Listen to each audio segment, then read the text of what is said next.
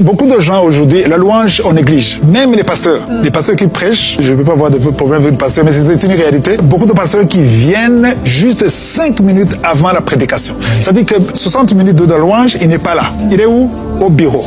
Parfois, il reçoit les gens. Parfois, il vous regarde dans les écrans. Il voit avec les caméras. Il voit ce qui se passe. Il fait ces choses-là. Il vient juste à 5 minutes. Pourtant, la louange, c'est la partie très importante. C'est parce que c'est la louange qui prépare l'atmosphère spirituelle. Ce qui est irritant ou frustrant, c'est quand on privilégie les retardataires. Exactement. Ceux qui sont en retard, on les privilégie. On peut demander à la chorale de multiplier les chansons en attendant ceux qui sont en retard. Exactement. Ceux qui sont arrivés avant, ils doivent payer et attendre ceux qui sont en retard. Ah non, c'est terrible. Ce qui est important, c'est de comprendre que être à temps est un signe de respect. Ah oui. Tu sais, tu n'es pas à temps et tu as le numéro de la personne, tu ne t'excuses même pas. Mais si c'était pour un rendez-vous professionnel, interview, médical, tout ça, tu serais là. Je vois l'ambassade, les gens qui veulent le visa, waouh, toujours là, même 30 minutes avant. Ils sont là, bien préparés, ils révisent les dossiers. Pourquoi? Parce qu'ils veulent le visa. J'aimerais interpeller les pasteurs.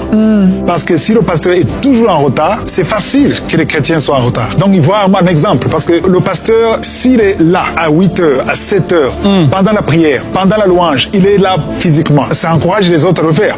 Alors, s'il est toujours en retard, il vient quand il veut, donc on dit que, ok, ce qu'il fait, ça veut dire que la louange n'est pas importante, la prière n'est pas importante. Ce qui est important, c'est quand le pasteur est là. Donc, ça veut dire que aussi les leaders doivent donner l'exemple.